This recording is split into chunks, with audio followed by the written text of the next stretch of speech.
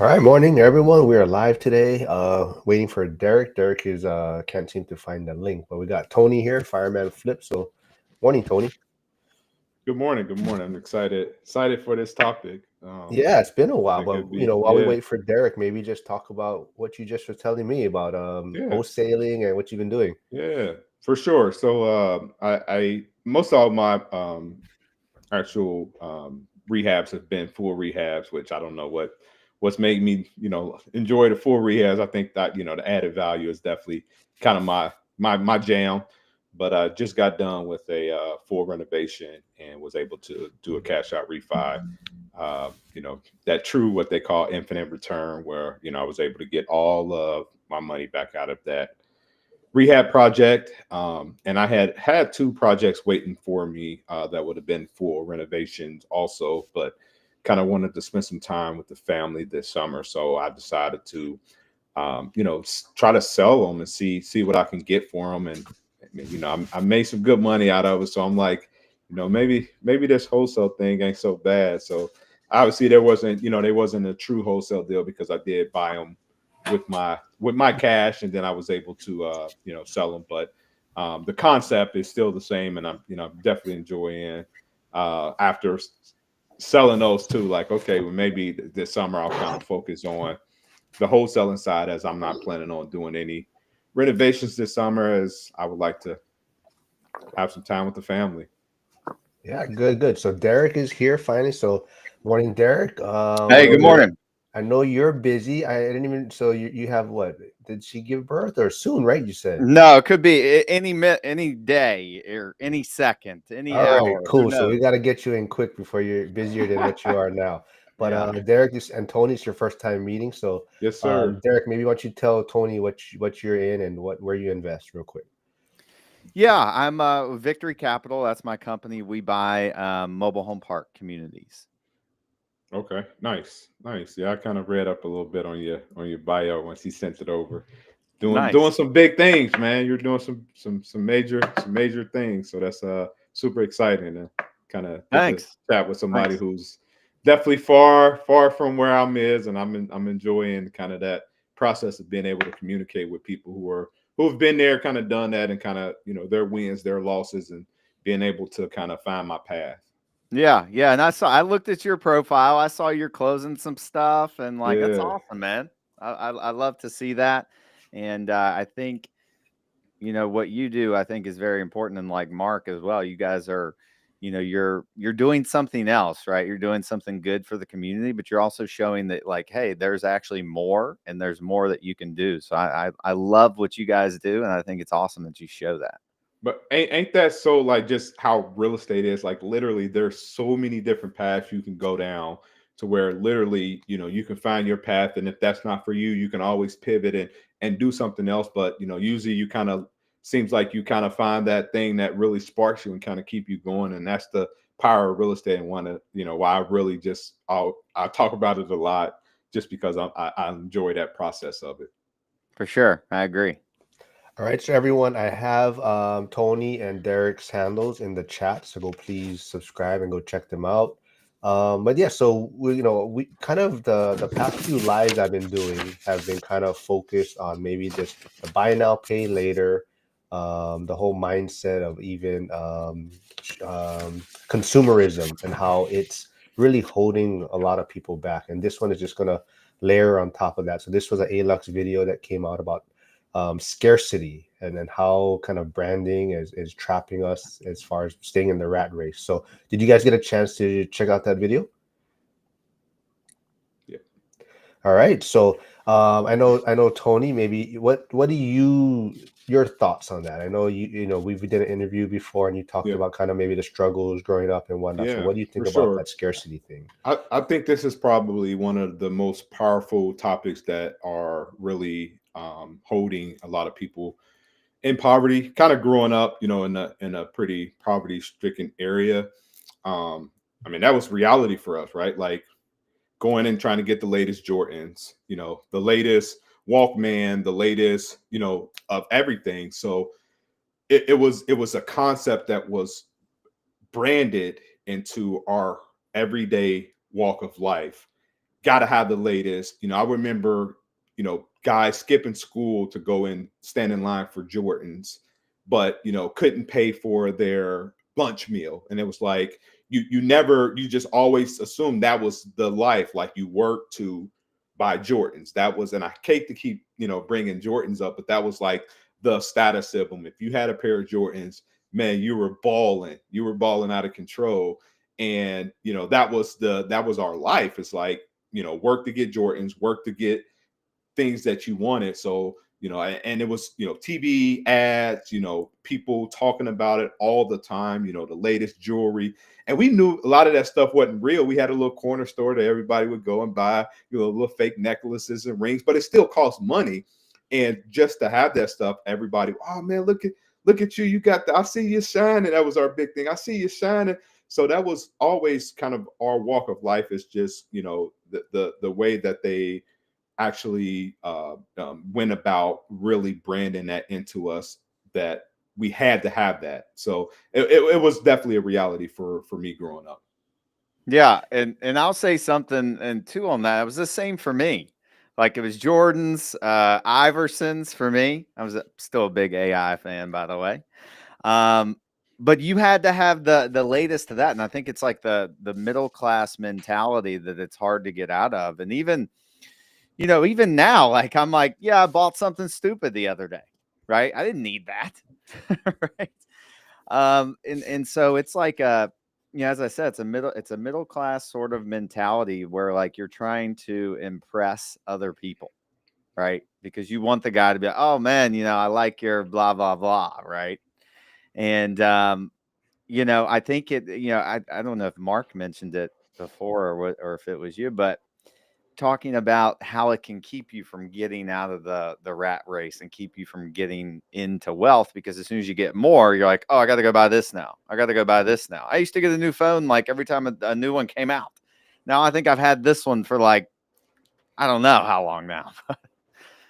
Yeah. Well, Derek, I think even before you were in sales initially, right? You started your kind of career in sales. Did you ever use that as a like this is the final inventory of it, or buy the last of it, and kind of that scarcity mindset to get sales across?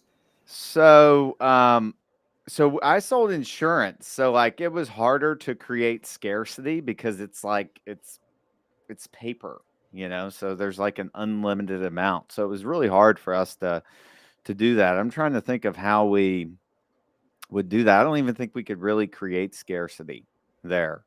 It was hard. It was hard to do. The funny thing, I don't know if I'll put it in the chat after the link to the video, but I was interested in the beginning of it, on how it was kind of talking about this is, how we were as a species almost from the beginning, right? That we were kind of, that's how we were supposed to be, right? Because you only had a limited supply, or things didn't last, like if you had food or whatnot, so you had to hoard things in a sense to survive. So it's funny how that's how we maybe were in the beginning of time, and then now we're here, we still have that mentality though, even though we have so much resources, but we're still thinking in that scarcity mindset, right? Do you think like people know that they're, I guess, being, I don't know if manipulated is the right word, but do you think people are aware of it? No, no, but a lot of people unfortunately are in a trance. They're asleep. Like let's just be real. They don't even they're not even aware of it going on, because I'm aware and I know the shit that's going on. Like I can tell. Like I'll go into a movie, and if I go into a movie, I'm like, oh, there's the political bullshit they're trying to push on me right there. But most of the people, they don't see that, right? And they don't see it in the commercials. They don't see it in the things that they see on TV because they're not aware of it. And I'm sure you can see it, like, oh, they're trying to pitch this on me right now. What about you, Tony? Do you think, because Tony, you also deal with Section 8, right? Like, you said you're trying to help, Yeah. these people that are on fixed income maybe and Yeah. whatnot. But do you see them? Like, I've Yeah. heard people that you go to the resident and then they have like a nicer car than you, Yeah. right? Unfortunately, that's when you got $1, you spend $1, your number one concern is that's literally the only thing you can engage with it is the latest TV, you know, what kind of car you have, and the kind of the more materialistic things. And I think it's where you are in your journey, right? Like we're aware of it because we're reading, we're learning, we're figuring things out. We're in a place to where we can kind of take that deep breath and sit back and say, I've got time to make a decision about what I can buy and what not to buy. Most of those individuals are living so day to day that they're not looking at the longer picture. You know, out of literally a couple days, it's like I'm living day to day. I can care less. I don't have time to think about somebody selling to me. I just want that TV now. I got my income tax. I need to spend that income tax because it's already gone in my mind. So we see that a lot, and that's probably one of our biggest struggles with you know, the sale of like the whole you know, Section 8 with firefighters. It's like, you know, we go in and they're like, you know, that person's on Section 8, and they're, you know, they've got their EBT card on the counter, but they've got a really nice, you know, TV. And it's like, but you know, now you have to kind of explain that process of where they are and where you are, and you're able to see that, but they're not able to see that because they're literally living day to day. And it's hard to explain that to someone who's not living day to day. That's a good point.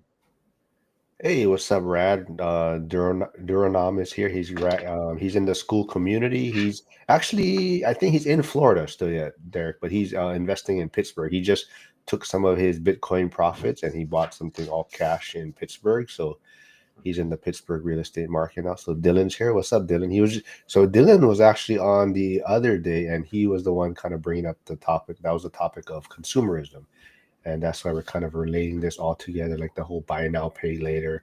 And like we know, we're talking about how people don't really know they're being manipulated because they're seeing only that monthly payment, right? Like maybe, you know, like he's like Derek was saying, like the iPhone costs, you know, $2,000 or whatever, but you're not thinking you're paying $2,000 because you're only paying $30 a month for it, right? And you're like, yeah, I can afford this. So everyone's always getting the new phone. Now, let me ask you this though: do you think we do that too? We're just on a larger scale, and we understand the process of the long term, and you know, like for instance, like when we're, you know, buying a house, right? Like when we're rehabbing a house, we're looking at that monthly payment too, right? Like, does the rent cover that monthly payment? But because we're looking at it as somebody's paying that loan off, it's not obviously always the same, but in our mind it's similar, right? But because we're looking at somebody else paying that off versus me paying that, like it's the same concept, but in a sense we're in a process where we're looking at, hey, somebody else is paying that off versus me paying that off, owning something, right? Like the ownership of that process versus me just going and renting or doing the pay. Like it's, I see it a lot where now, like I'm seeing like people are actually using it for groceries now. Like some of our guys in our house are using that, knowing they don't have the money, but they're not looking at the long term effect of like, hey, I don't have the money. I want that steak now. So like literally, we have some of the homeless guys in our place right now using those different services to buy steak and groceries. And it's just insane to me as I'm breaking that down to them. And I mean, it's just going over their head because they're like, well, it's only costing me $5 a month. And I'm like, no, no, no. You don't see that at the end of that term, like how much you're going to actually pay for that $10 steak. You're probably going to pay $50, $60 for that steak, but it's not a, like, I can care less about how much it's going to cost long term. I'm just worried about how much it's costing me right now because I want it right now. Someone is tuning in from Derek's channel. He says, "My guy Derek." I'm not sure. It says Y slash, yeah, but my guy Derek. So we also I got don't know who Stacy. that is. We also got Stacy tuning in. I haven't seen this person here before, but please subscribe to everyone's channels. Stacy says, "A fool and his money is one big party." This is Uh, true. yeah. This is true. Well, back to the real estate part of it too, Tony. I think that also kind of, um, you know, I see it in Hawaii quite a bit too, because the total purchase price is very high, but like you're saying, you're looking only at the payment, monthly payment, but that's how people handcuff themselves, and I definitely did that also too, right? So you're like, I can afford this monthly Mhm. payment, but then you're not thinking about the maintenance or wear and tear on the property. So now you got this payment that you thought you could. So you've gone to the full extent of what you could cover in a sense, Mhm. right? But then now you have all these other expenses coming in. But if we can help people realize like, hey, let's maybe lower that payment, or you don't have to buy as big of home initially in Mhm. the beginning, and get in and start saving money and whatnot. Mhm. Flavio from Grandview, Washington says, I think he says man flips. I'm assuming he says fireman flip, but I have the same addiction buying houses just for the adrenaline of the transaction. Yeah. And- Stacy is from Australia. Hey, hi, Stacy. So there was another person the other day from Australia. I can't even, when I see the name, Philip, I think, but thanks for tuning in. Joe's here. What's up, Joe? I'll put your channel in the link pretty soon. I like the take fireman flip from Dylan. It's really hard to get people out of the day-to-day mindset. Yeah. How What would do you you do that? I would ask you that, Tony. Like, how would you do that? How, like, get someone out of that mindset? don't get me on my soapbox. You know how I feel about financial literacy. I think that's number one. I mean, I see it from some of my clients who are on Section 8. I see it from some of my homeless individuals who are around that rat race. And like I've done my own internal audit, and the number one issue that I feel is like literally broad is education, financial literacy, and not understanding again the value of a dollar, the value of ownership, and all the different things that come with that. Right? Like I talk a lot about increase the credit score, you fix majority of the issues that we're facing as American, right? Like because to have a good credit score, what do you have to do? You have to be good at borrowing money. You have to be good education wise, because again, if you're blowing and not paying, your credit score goes down. I always say name a $700 or 700 credit score area that has majority people with 700 credit score. Is there poverty? Is there rioting? Is there break-ins? Is there murder? Like you fix so many issues by just attacking financial literacy, the credit score, and education as a whole. And I'll stand by that to the day I die, because I see it with my homeless guys, and literally everything they have in common are those issues. Hmm. Yeah, I that could see that. that person is Bryson, they said, Derek. That's Oh, what's tuning up, in. Bryson? Yeah. What's up, Bryson? I think that's a start. Obviously, that's not a for sure fix all, but I think if you start there, now you have some basis, because again, you have that foundation, you have that what I call that four-leg foundation, to where you can start to attack those, then you're able to build on something. But without that four-leg foundation, like it's just unstable, and there's no fix for it unless we're attacking those issues. Before we move on a little bit, you did bring up credit score, Tony, and that kind of was a slight topic the other day when Joel was on. And I saw someone posted on X, also a financial person. So the person that posted it on X was talking about how some people like to put their children when they're young, like before 18, on their credit cards as an authorized user to help them build up their credit score and get that credit history for a longer period of time. So once they turn 18, now they have a credit history, credit score, and can use that. But this person on X was saying that they wouldn't do that because you're not teaching them about credit. You're almost giving them a leg up, and you're almost skipping over, like, let's say you're talking about basketball, you're skipping over practice in a sense and just giving them the game time, right? So, do you guys have any thoughts on that, as far as would you consider putting your child on your credit score before 18 to build their credit history?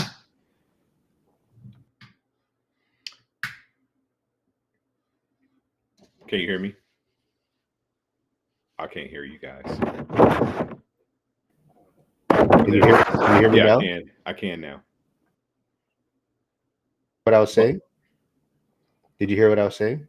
I did. Okay, I was yeah, go ahead. yeah, it was breaking up, but I feel you can do both. Like I don't see a one size fit all. Like I can teach my kids that while give them that leg up. I think there's a difference between a leg up and a handout, right? Like to me, that's a leg up versus a handout.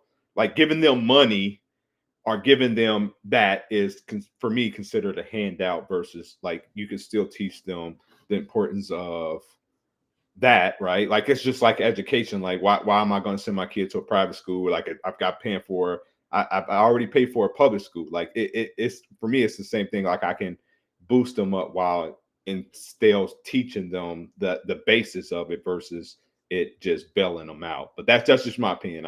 Because I've done it. Like all my kids are authorized users on my card, but we're also talking about it and like I'm forcing different philosophies on them as I've seen that without that basis you're going to always struggle. What about Yeah. you, Derek? Yeah. Yeah, I mean, I think it's tough with the kids, and I'm not really there yet. My kids are very young, but you want to help your kids, right? But at the same time, I'm like, I want them to go through the same shit that I went through. Like, I want them to go through like, digging yourself out of the hole. And look, my kids will definitely have probably a better opportunity than I did. I mean, it's just going to be like that. I mean, I don't know how else to stop that, but I'm gonna make them work, right? Like they're gonna have to do stuff to get stuff because that's what I had to do. I had to go mow yards, and Mhm. although I would mow yards and then go to spend the money on booze, just like what we were talking about before, right? And my parents didn't really give me a leg up because they weren't necessarily the most financially literate people themselves, which was Mhm. fine. But I think when you're talking about the kids, maybe I'll put them as an authorized user on the credit card. I don't know. I'll probably do the thing where I'll pay them a salary to work for my company, and that salary gets invested into Victory Capital funds, and then they can spend the cash flow.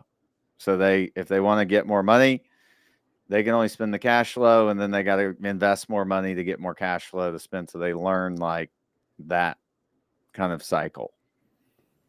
Well, I'm gonna skip over Andy and Frank's chat real quick because so Joel, his point was about the credit score, and so Joel, if you haven't had a chance, go look at the reel I put out because someone is commenting kind of against what you said, but basically Joel's point is, does a 19-year-old need a good credit score? And that's why Joel was kind of like, he wouldn't maybe lean towards the side of putting the child on the credit score to help build it up.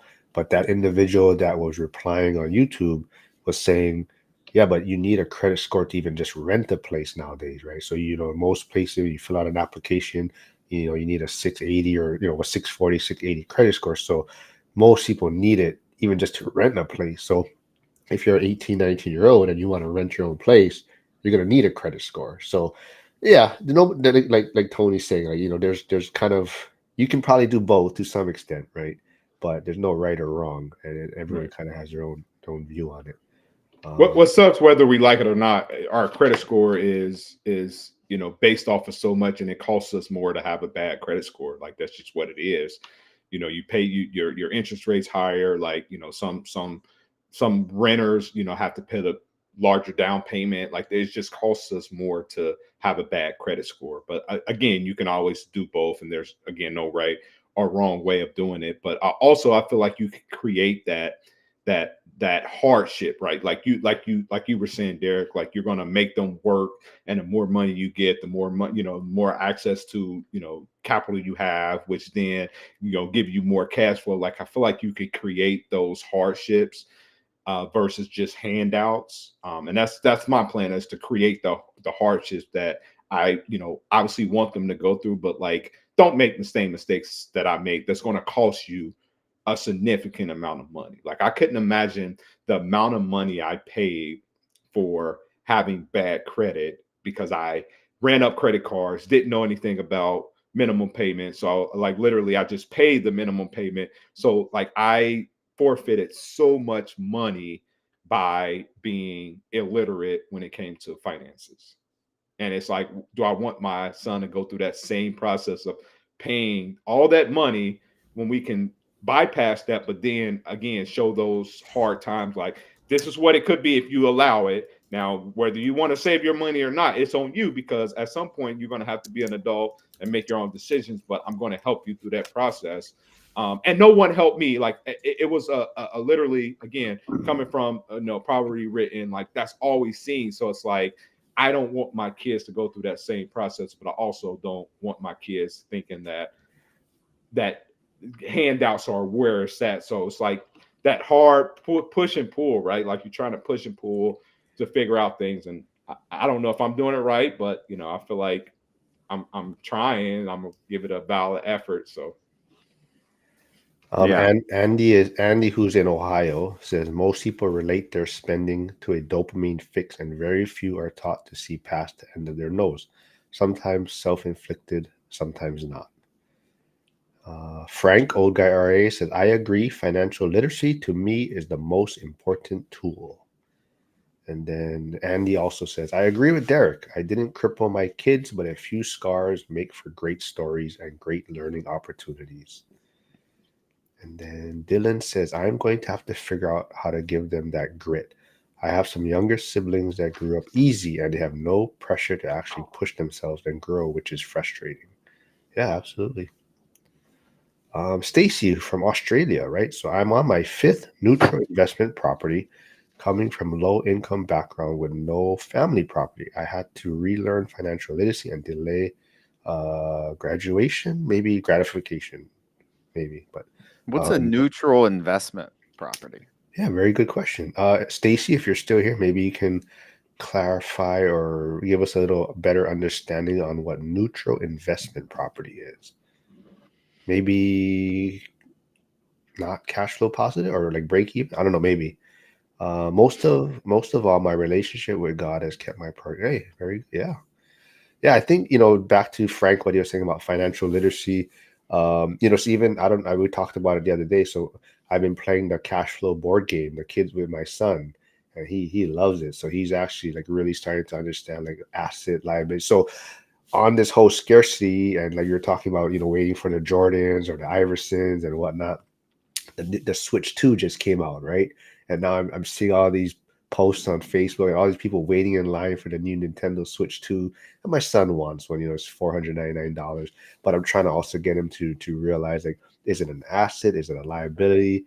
Can you turn it into an asset? Like he's like, oh, what if I like rent out the games to my friends, if you have so many games and you're not playing them and you rent out, or whatever, right? But I'm trying to get him in that mindset of figuring how something can become a cash flow positive asset or something. But he loves the game. So the kids one is pretty basic. So we're actually gonna, I looked at the adult one for him, but it might be a little bit too much, but we're probably goof around with it and see how much he picks up on it. Let's see. Let's see what else. Have you guys personally fallen for any scarcity purchasing tricks or what besides like real estate and trying to get that next property? But has there been anything like maybe consumerism wise that you guys fell for? For sure, for sure. So I like watches. I'll admit it. I like watches, and the authorized dealer, the Rolex authorized dealer in Orlando. They're like, hey, Derek, we got this watch in, and I'm like, okay. Well, so I bought one in December, and this past week, I get a call from my guy in there this week, and he's like, "Hey, Derek, I got this watch the one you want, chocolate day date." And I'm like, "Fuck!" Like, I don't, I didn't buy it. By the way, I made a great decision. I said, "Jazz, no more watches in 2025. We're not buying any more watches."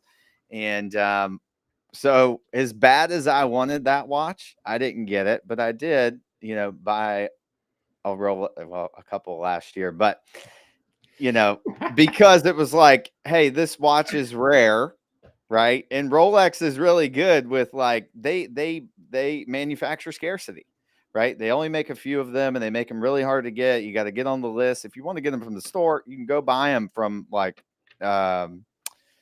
used, right? But to get them exactly from the store, it's not easy, right? And so falling into that trap. Watches, it's my weakness. But I made a good decision this past week. So guys, no watches in 2025 yet. All right, Still I'm gonna holding hold strong. you to that. We'll see if we get you on again if you have a new watch. Yeah. What about you, Tony?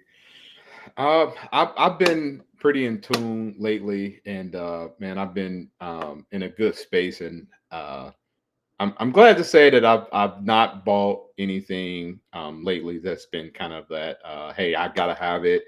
But I've been hyper focused again as dealing with most of my guys, man. They're I mean, they get a dollar, they spend a dollar. I got one guy cutting the grass for me, and I mean that money's already gone as soon as I hand it to him.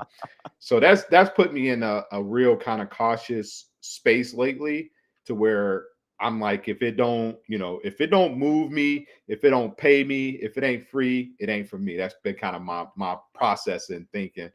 Now, granted, you have little things like I'll buy something from Timu that I'm like, oh, I could probably use that. Bucks add up. But for me, that's probably the extent of it, is Timu purchase, or Amazon purchase of something related to real estate or something. But I've been good, in a good space with that I haven't went down that rabbit hole of like the watches or anything. I'm not Don't there yet. I don't do need it. Don't do it. Don't to. do it. It's a it's an expensive habit. It's an expensive habit. But But my you've done, justification for yeah. it is that they hold their value. So I Yeah. can, Yeah. if I wanted to pitch it, I could. You know? Yeah. Andy says Rolex, the Harley Davidson of watches. He said, when I first started working, everyone wanted Harleys and were on wait list to order them. Yeah, that's yeah. There's always something, right? I mean, you know, like you mentioned earlier too, there, right? The new phone or the new Apple device that comes out, and it's always come to you. Always try to convince yourself why you need it, right? Oh, like this one is faster, or it has more storage, or mine is slowing down. But yeah, I try to definitely keep the phone for a few years now. I definitely. But now that they made it like payment plans too, it makes it even easier for you to be like, oh, I'll just get it because it's only $30 or something a month. But um, let's see what else. Oh, okay. What role does emotional awareness maybe play in breaking you free from these marketing traps? Do you think any of it emotional? Yeah, I think it plays a huge role. If you can, because as I mentioned, in talking about people being sort of hypnotized. Well, not sort of. I mean, unfortunately, that's just the way it is. Agree or disagree? Um, Yeah, I mean, if you're aware of that, and when you're in that state where I'm like, okay, I'll go back to the dumb example of the watch again this last week. I'm like, man, I really want that watch. Like, oh my God, it's a nice watch. I've been wanting this watch for a long time, right? And you kind of get into this state where it's like, oh, I want the watch. Like, it's a sick watch. Like, it's a badass watch. But you have to step back from that. I'm like, you know what? No, I made the decision. I'm going to be, we're doing this fund. I'm investing a bunch of money in the fund. It's like, boom, like I need to focus back on this because I'll get a chance to buy that watch again. I hope so. Yeah, I Uh, think I think he summed that up pretty well. I think mindset is the majority of reasons that most people are in poverty is the mindset piece. You hate to be that, like, oh, get in tune, be that guy that's always talking about mindset, but like that's literally what's the difference in is mindset, because you got to be in a good mindset to be aware that, hey, you want to get out of poverty, first of all. Two, to be aware of, like, you don't actually need it, like you want it, and is it as asset or liability. So mindset for me is kind of the one of the pillars I call when it comes to that foundation. Mindset is one of the legs up on that stool. Yeah. And I think what you said there is great, Tony. Like you have to want to. Like I remember when I was growing up and was just, I'd get money and spend it on partying, get money and spend it on partying, get money, spend it on clothes. So I looked cool supposedly when I was partying, right? And there was like a switch that flipped one day where I was like, oh shit, like that's dumb. I need to get it together and I need to start, like, I want to get to a different level in life. I don't want to be stuck like my friends. Well, they're not my old friends. A lot of them are still stuck. Now And let me ask you a question because I really want to dial into because you're so far ahead of the curve when it comes to, was it because of who you were around and the guys you were trying to impress that kept you with that particular, like the booze and things like that? Was it that friendship or the people that were around you? absolutely, it was that absolutely, and that's what like I'll be completely transparent. I cared a lot about what other people thought, and I wanted to look cool. And I thought if I was doing that, oh, I was cool and I was respected, right? That was what I perceived to be value, right? But I just wanted respect. Like it was just stupid, right? You think about it now, it was just stupid. But like the way I thought about it, that's right, Stacy. I look cool in watches now. That's right. Um, but yeah, I mean, it was just kind of a switch in value and what I perceived as like, hey, this is um what I want, right? And it was just a shift. It was a shift, like a 1 day shift. I'm calling it now. Derek will have that watch next time he's on. Yeah. Oh, that's Well, hilarious. well. uh, It's got to be well, a milestone. Like like next. your birthday, your child. Okay, now Mark, stop, man, stop. I think he might Stop. be getting the cut back from old Rolex there. He may be getting a little small cutback. We got James Edward here. Haven't thank you for stopping by. Says my wife has a cool boyfriend. Sweet. Yeah. Yes. No. Andy says, "What does it take? Wait, what? What does it take, or what stand do we take to try and battle this subject of scarcity? Coming from a low-income poverty area, you grow up poor and get a job and get bad debit and handcuffed." And that was going to kind of lead into my next question. Also, is kind of just that you think people are like mentally exhausted too, and then that's kind of why they just, if they have money, they're going to buy something that maybe, like you're saying, impulse buying or makes them feel good, and that just keeps them in this cycle, right? Yeah, I mean, what Tony said earlier about people only, they're worrying about the next hour, they're worrying about the next day. They can't even think with any kind of future past that. And with the stress, the economic stress, you turn on the TV and there's all kinds of other craziness and stress and stress and stress. I think there's definitely something to be said about that. People being worn out mentally, and this thing that they do gives them that little bit of break that they need to step out of all that mess. Yeah. Not having hope. I mean, it's a difference between not having hope and having hope and feeling like you can technically get out of that situation. Once you settle into poverty, again, you're around people who are in poverty. You're around people that's looking for that quick dopamine hit. And once you get that dopamine hit, you're always chasing that dopamine hit. And not having money just then puts you into the space of like, where I don't have any hope. All I can look forward to is that quick dopamine hit, and that becomes your cycle of life. It's like dopamine hit, feel depressed, dopamine hit, feel depressed, dopamine hit, feel depressed. And it just becomes a cycle that it's hard to get out unless you truly, change your environment. Like I always talk about, I'm fighting with some of our institutions when it comes to our homeless guys, because I'm like, if you keep putting these guys back in the same environment, you send them to rehab and then bring them back right to the same environment, how are we expecting these guys to change? Like you have to do a total 360 where it's like not even having access to their bank. Like there's literally making it to where their bank is inaccessible, where they cannot just go and take money out. We've seen a huge influx of people being able to keep money in their checking account because it's inconvenient. It's like, why don't, if we know that, why are we continuing to put these guys back in these same environments and expecting them to change. See, Flavio's like, Derek, if you like it, get them as an investment. I know. I know. I mean, that is and for me to justify the watch further, I'll say that like he's not wrong about that. He's not wrong about that. Yeah, yeah, definitely. Yeah, no, I mean, just yeah, there's certain things that are like assets that you're going to hold, and it holds its value that you can resell, right? So I think we're also talking a little bit more about the type of purchases where it's just like to get that quick fix, or just even just because it's something like the new iPhone or the new Jordans, like you're saying, or the new AI. Um, but a lot of times I hear people argue back by, well, it's my choice, right? It's my money, it's my choice. Like, how would you maybe try to pivot them to like thinking a little bit differently, or when someone brings that point, it's my money, I'll do what I want with it.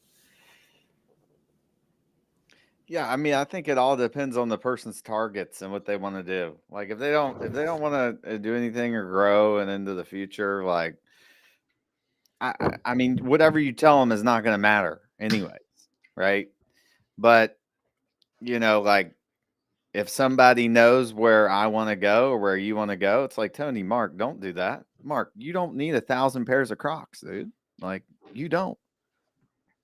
Mute myself for this. Hold on, what the hell? Now we're talking crazy. But yeah, I think it also depends on where you want to go and the people you have around you. Like if I have a friend that's like, if I know their situation and they're trying to get to the next level, I'd be like, yeah, probably shouldn't buy the watch. Probably shouldn't buy the, whatever, the car, especially. Like that's the kind of thing that really, I mean, I guess there's some like cars that hold value, but most of them don't. So Tony, to this kind of point, I mean, I know you're a little bit different, but I think that's why I always talk about how I'm kind of ready to get out of the firehouse in a sense. And it's not so much that I don't enjoy the job, it's more just that kind of like, Yeah. it's so easy, like you're saying, like, right, say, oh, we gotta party this day, or we gotta go do this, and it's so easy to be spending money, or even like the watch, or even like it's so easy to see your The coworkers be cars, like, yeah, the just buy it, cars, just get yep, it, the it's your trucks. money, you can work overtime or something, right? Trucks and cars Yeah, is the the firehouse staple. Like if you yeah, don't have a new truck or car, the guys make fun of you, and then you yeah. have new guys coming in with trucks because somebody made fun of their paid off car. So it's for me it's less teaching. I'm doing less teaching because again, no one wants to be taught at. It's kind of my philosophy. I'm more or less like doing and letting them see it because now as I'm posting more, as I'm sharing kind of my wins, right? My losses, they only attach to my losses.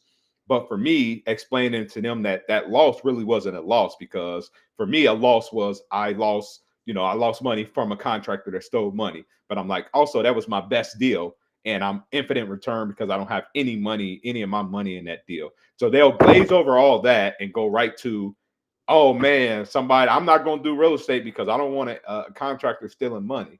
But it's like you skipped over the part where I was able to cash out refi, get all my money back, and my tenants are paying my mortgage, and I'm cash flowing $1,000. Like it's just inevitable because it's like, well, that's they want to have a story of what they don't want to do. So I'm doing less teaching and more just like watch me, and if you ask me a question, I'll share. But I'm not coming in like the guy on the mountaintop, like, man, you got to get in real estate because that's where I was. You know how you get excited about something and you're just sharing. Now I'm doing less sharing, which is then causing those guys to ask more questions, way more questions than they were before. And now that I just did the little small wholesale deal, it's like I've got these guys like really asking questions. I'm like, I'll give just enough to where they have to keep asking, and they know that I'm holding back, and they're like, "Why are you holding back? Like you trying to hold back on this?" I'm like, "No, I don't want to overshare. I know you guys don't like me talking about it, so now they're asking more questions. So it's kind of cool to see the tide kind of turn a little bit." All right. I just want to remind everyone, go please check out everyone's channels, Instagram, give them a follow. We got to get Tony back up because he got hacked. So he started a new page. So that's a work in progress. But this is kind of off topic, but you brought up the Jordans and do you guys are you guys both big basketball guys? I Some like basketball. I used to Tony? play a lot. Not so much. I'm a football guy. But Okay. No, we had yeah. it. We were talking about the other couple weeks ago. We were trying to who would be your starting five in like kind of relation to their style, personality, as if you're gonna build like an investing team, I guess in a sense, like personality, grit, like. But since Tony's a football guy, I guess, but um, we got Flavio here. So Flavio, yes, Flavio still has a flip phone. So anyone talking about scarcity or buying that next thing, Flavio still has a flip phone. So right now he's he's using his son's laptop to comment You, in the chat and you whatnot. got like a razor, a Motorola razor, Flavia. Flavio, if you're still here, I'd love to see a picture tell of us, it, dude. yeah, tell us what brand you have or what Or a style. Nextel, a Nextel. As long as it's not the brick one. Like, I don't know. How old are you guys? That brick, that first cell phone model, that huge one. That's the one I used to have Or what originally. about what about the one that was in the car hooked up in the little case? You remember that one? Oh yeah, yeah, Yeah. yeah. And it had a cord on it. Yeah. Rad says, "Is this really a good investment from ChatGPT? Rolex could make more if it wanted to. They're financially and technologically capable. It is it really scarcity? Wait, Hmm. huh? I mean, so wait, Rad, can you clarify a little bit more? Wait, Rolex could make more if it wanted to. So ChatGPT is saying it is a good investment. Wait, it really is scarcity, huh? Flavio says Motorola. Yeah. Nice. Nice. Do they even Motorola. still make Motorola? I don't know. Do I they? didn't know Motorola still existed, but that's Yeah. awesome, dude. It's freaking awesome. Sorry. Like every time Flavio is messaging me something, and it's like takes him forever to respond because he's trying to type it. I think on his phone. He has to do the. If he has to do the, you have to press. You have to press it like 3 times, Yeah. right, to To get get to what the right to letter. get the ladder. Let's see. Yeah. Okay. I don't know. Anything else you guys want to talk about on this topic, or anything else you're working on? When's your No, next webinar, I, Derek? w- I, w- I want to hear Derek, man. I need to soak up some of that knowledge, man. He's doing some major things, man. I need to hear from him, man. How he got to the position he's at, and kind of what's keeping him humble. That's kind of I've always kind of starting to really want to hear guys that is how to stay humble, man. It's so easy to get into a place, but how do you stay humble? That's what I want to. Well, I still get my ass kicked. Like so on things like, I've looked at, maybe you get your ass kicked on the negotiation of a deal or whatnot, like it happens. And just I think growing up how I grew up in a small town, like we are just very middle class, hardworking. I used to hang insulation under houses and cross spaces during the summer and like, you know, help on my grandfather's construction sites and like it's hard freaking work. Like it sucked, right? Clean siding off the houses and clean the siding of houses in the middle of the summer, like stuff like that. I mean, I think it's just where I grew up like helps, and then just getting my ass kicked. Like in the insurance business, I got my ass kicked for 3 years before I started doing anything well.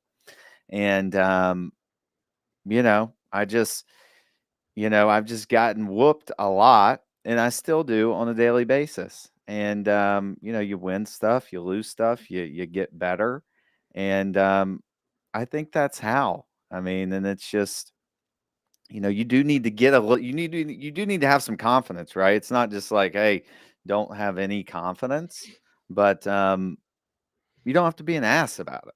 Like that's like I don't like those kind of guys, right? And I don't want to be that dude, you know?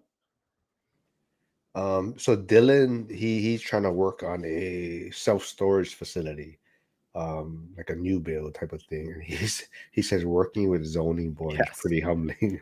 That's a good point. Working with like the environmental agencies for your utilities on your proper on our parks, and it's just like, God, yeah, or working with um, someone in permitting trying to get something like it's like, oh my gosh, it's terrible. So it's a good point, Dylan. It's a good point. It's a good Yeah, point. Dylan's a young dude, but he's got some good head on his shoulder. He's a smart guy. But Um, I would say something else here too for like people like you have to like really um you have to be able to really stick it out, I think, for a while before like not just you can't just do something for 3 months and say, "Oh shit, this doesn't work." Right? You can't do it for a year and say, "Oh shit, this doesn't work." Oh, 2 years. I think you need to at least do it for 2 or 3 years.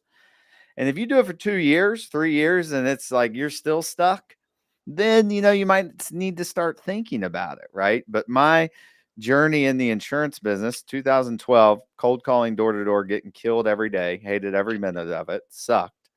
I made I think it was 13 grand or something the first year. 20 something the second year, like 30 something the third year. And then I started to like take off.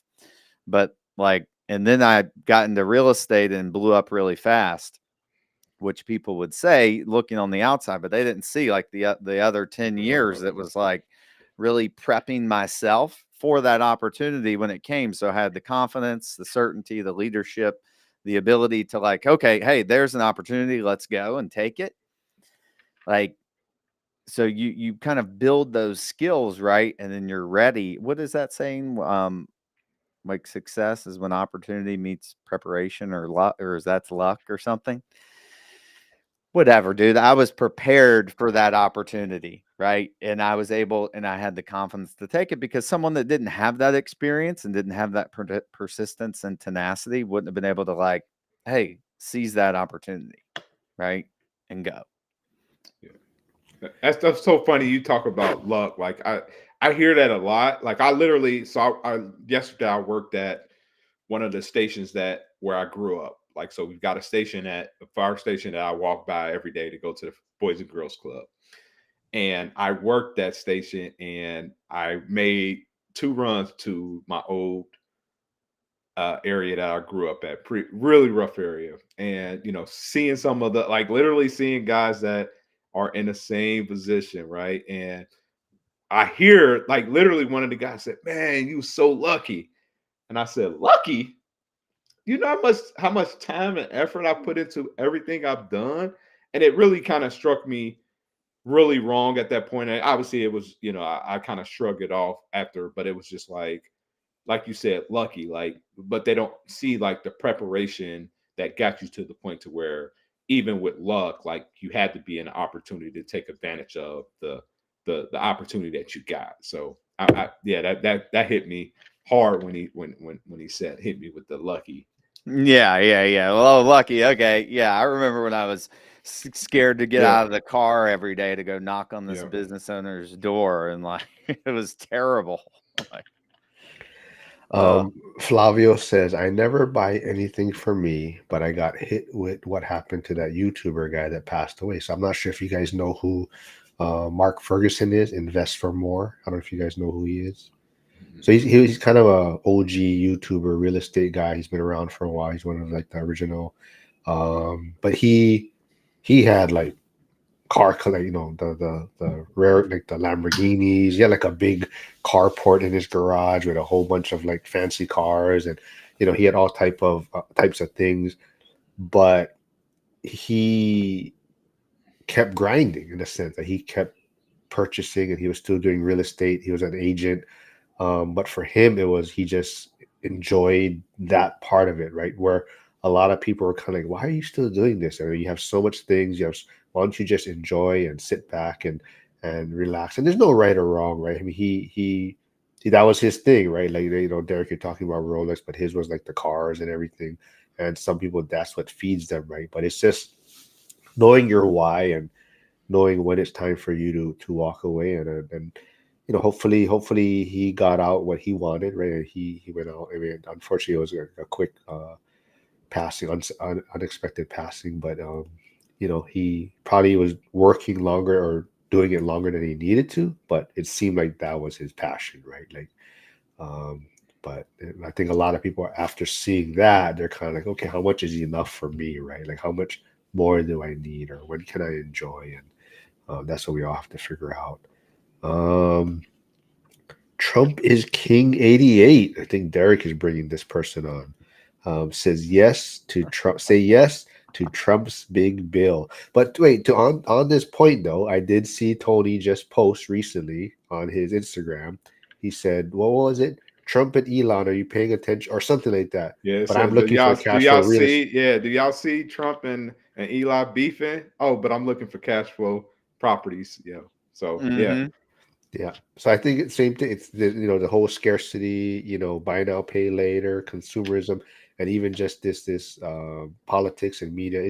It's there to keep you distracted, right? I mean, y- yeah, you want to pay attention to some extent, but you just you don't want to get so consumed with it where it's now you're just wasting your time on it instead of like you're saying, looking for cash flow deals or looking for a mobile home park to invest in or whatnot. But it is easy to get caught up in it. But it is interesting what's happening. It is definitely a WWE wrestling show. It seems like right now It's a what's going on. show, baby. Yeah, It's a show. Just enjoy the show. I can't.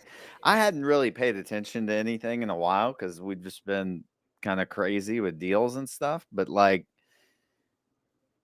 it just sucks the energy out of you because you're like, oh my god, this idiot says this and this, and I'm like, okay, I think you need to just kind of see what's going on, like you said, Mark, but not like get locked up in it because it's literally like it's just negative energy. It's pretty negative.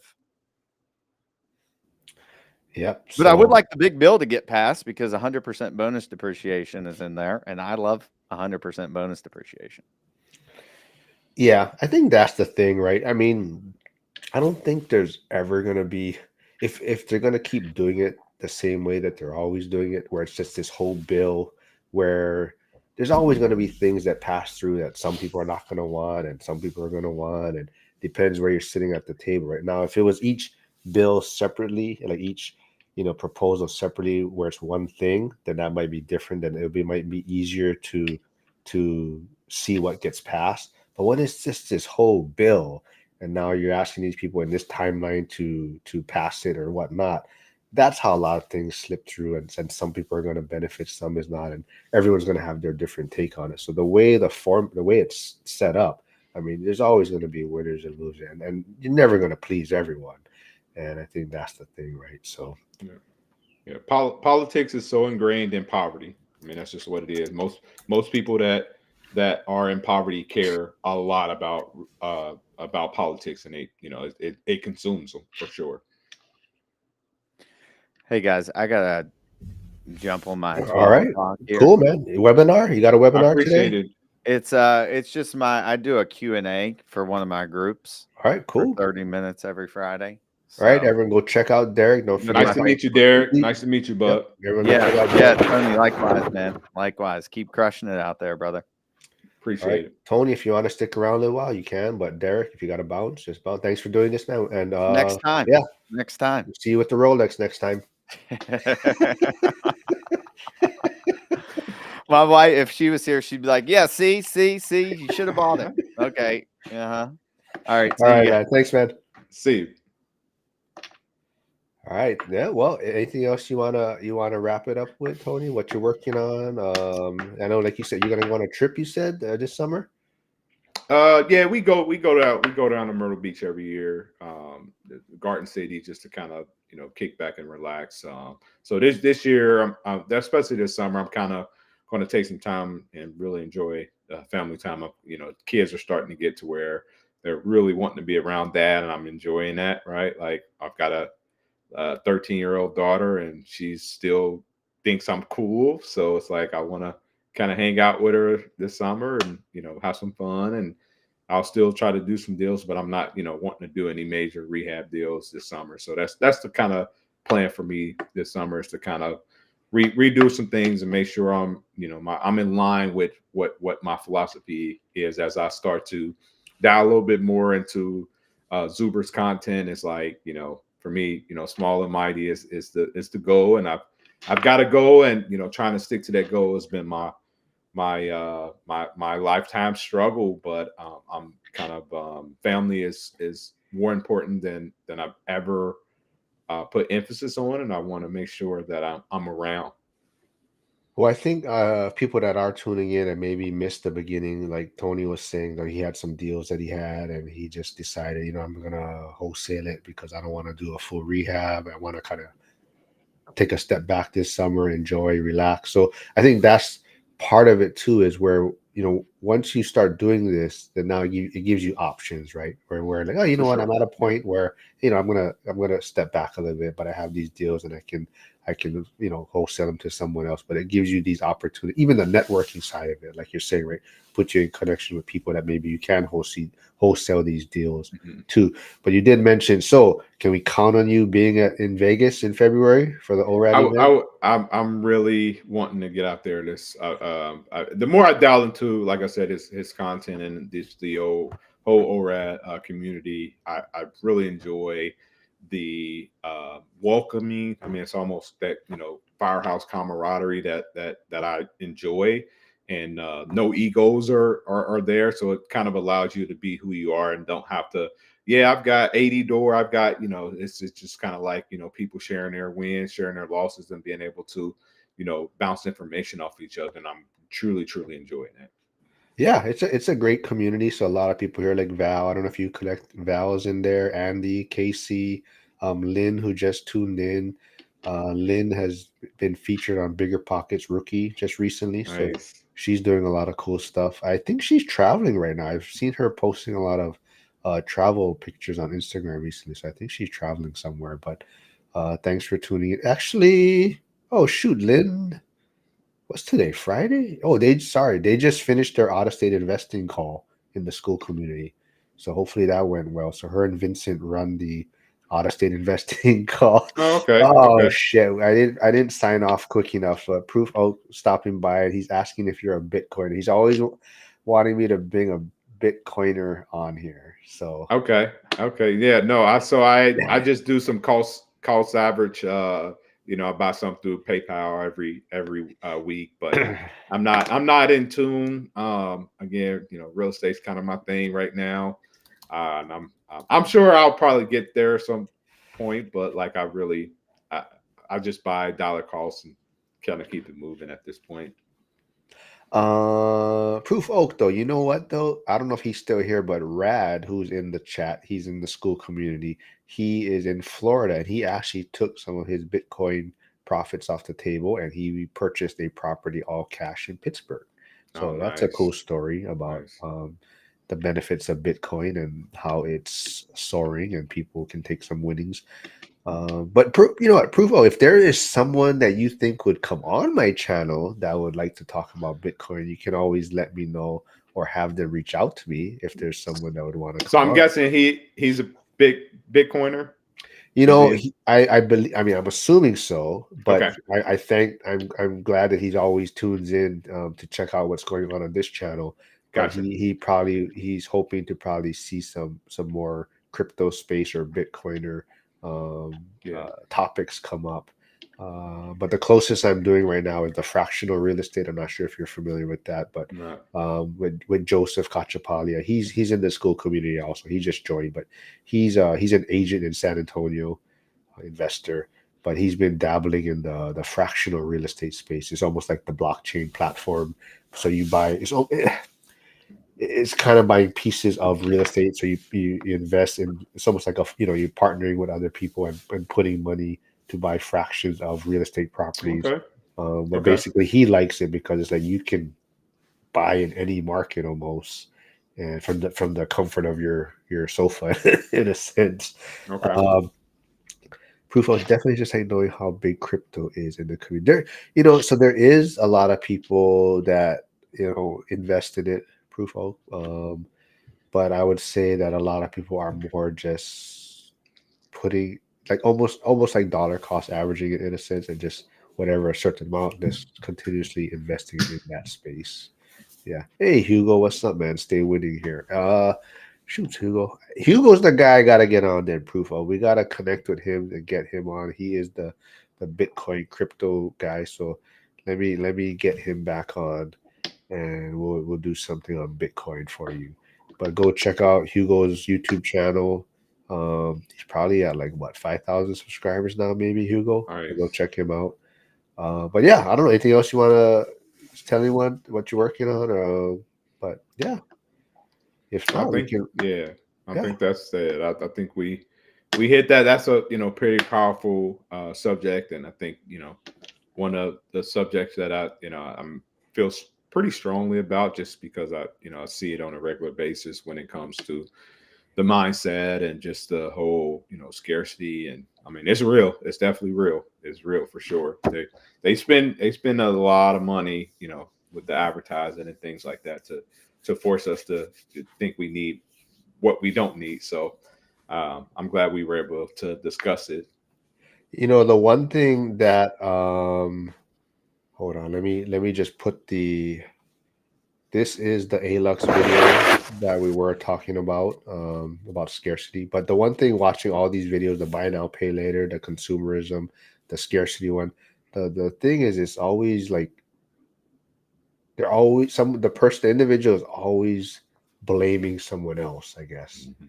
And that's it was surprising to me. They're always pointing the blame at someone else on why they're in this situation, or why they fell into this rat race or whatnot. So but yeah, if we can just help one person out there, right, One maybe see person. things a little bit different, then One you know person. but One but yeah, person. cool, man. Yeah, we'll get you on again. Hopefully you can get your Instagram rocking and rolling again Yeah. since you've been hacked. But yeah, we'll do this again, man. Have a good weekend, man. Hey, you